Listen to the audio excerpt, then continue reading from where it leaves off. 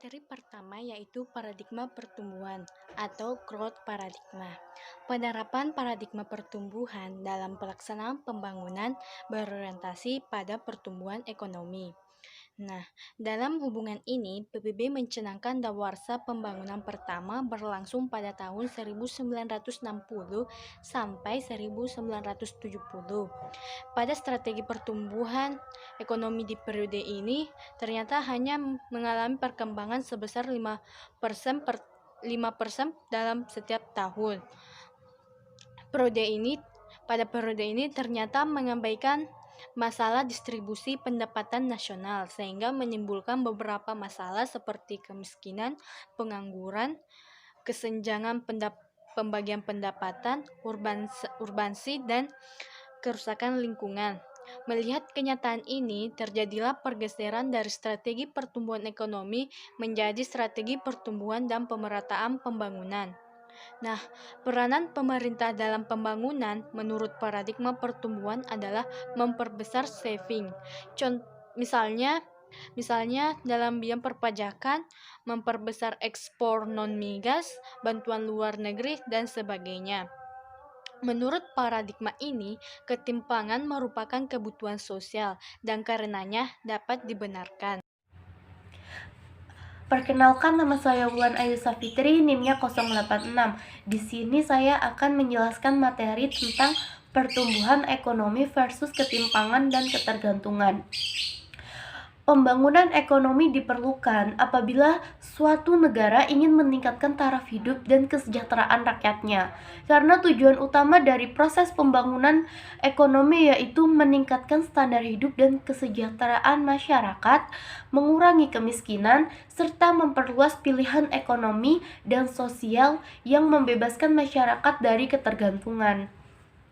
Pertumbuhan ekonomi secara singkat diartikan sebagai proses kenaikan output per kapita dalam jangka panjang, yang tekanannya dititikberatkan kepada 3 aspek, yaitu proses, peningkatan output per kapita, dan dalam jangka panjang. Pertumbuhan ekonomi ini sudah merupakan proses dan bukan merupakan gambaran-gambaran lagi. Pertumbuhan ekonomi ini menjadi salah satu dasar yang ingin dicapai dalam perekonomian suatu negara. Pertumbuhan ekonomi, ketimpangan distribusi pendapatan, dan kemiskinan memiliki hubungan yang saling ketergantungan satu sama lain. Tonardo dan Smith menyatakan bahwa setinggi apapun pendapatan nasional per kapita dan pertumbuhan yang dicapai oleh suatu negara, selama distribusi pendapatan tidak jalan merata, maka tingkat kemiskinan akan tinggi.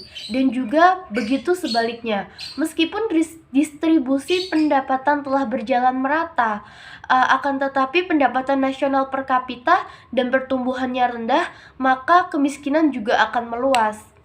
Masalah yang sering dihadapi oleh negara berkembang seperti Indonesia ini adalah perekonomian yang didominasi oleh para pemilik modal. Mereka penduduk golongan atas cenderung lebih dominan dalam menerima manfaat dari pertumbuhan ekonomi yang dicapai, sedangkan para penduduk golongan bawah lebih cenderung tidak dapat memperoleh manfaatnya dari pertumbuhan ekonomi tadi, dan akhirnya permasalahan kemiskinan masih terjadi dan ketimpangan masih besar. Baiklah, materi yang selanjutnya yaitu paradigma human development. Menurut Mabul Ulhaq dalam bukunya yang berjudul Reflection on Human Development, paradigma pembangunan manusia mempunyai 4 komponen esensial. Yang pertama yaitu kesetaraan yang merujuk pada kesamaan dalam memperoleh akses sumber daya ekonomi dan politik yang menjadi hak dasar warga negara. Yang kedua yaitu produktivitas yang merujuk pada usaha-usaha sistematis yang bertujuan meningkatkan kegiatan ekonomi. Upaya ini mensyaratkan investasi di bidang sumber daya manusia, infrastruktur, dan finansial guna mendukung pertumbuhan ekonomi yang berdampak terhadap peningkatan kesejahteraan masyarakat. Agar kapasitas produksi bisa maksimal, maka investasi lebih difokuskan pada upaya peningkatan mutu SDM yang ditandai oleh peningkatan pengetahuan dan keterampilan serta penguasaan teknologi. Karena sumber daya manusia yang berkualitas memainkan peranan sentral dalam proses pembangunan suatu negara. Yang ketiga yaitu pemberdayaan yang merujuk pada setiap upaya membangun kapasitas masyarakat dengan cara melakukan transformasi potensi dan kemampuan sehingga mereka memiliki kemandirian, otonomi, dan otoritas dalam melaksanakan pekerjaan dan mengatasi permasalahan sosial. Dalam konteks ini, pembangunan menempatkan manusia sebagai pusat segala perhatian yang bertujuan bukan saja meningkatkan pertumbuhan dan pendapatan, melainkan juga memperluas pilihan-pilihan publik. Sehingga manusia mempunyai peluang mengembangkan segenap potensi yang dimilikinya. Dan yang keempat, berkelanjutan merujuk pada strategi dalam mengelola dan merawat modal pembangunan seperti fisik, manusia, finansial, dan lingkungan agar bisa dimanfaatkan lebih baik lagi. Baik. Assalamualaikum warahmatullahi wabarakatuh. Perkenalkan saya Mar'atus Solehen Lestiti dengan NIM 049. Saya akan menjelaskan tentang bab pembangunan berkelanjutan. Pembangunan selalu dinamis dan berkembang sesuai dengan tuntunan perubahan zaman dan kebutuhan masyarakat. Apabila dahulu pembangunan lebih memusatkan perhatiannya pada pertumbuhan ekonomi, maka seiring dengan kerusakan alam yang terus terjadi, muncullah kemudian konsep pembangunan berkelanjutan yang lebih ramah lingkungan. Pembangunan berkelanjutan merupakan upaya manusia untuk memperbaiki mutu kehidupan dengan tetap berusaha tidak melampaui ekosistem yang mendukung kehidupannya.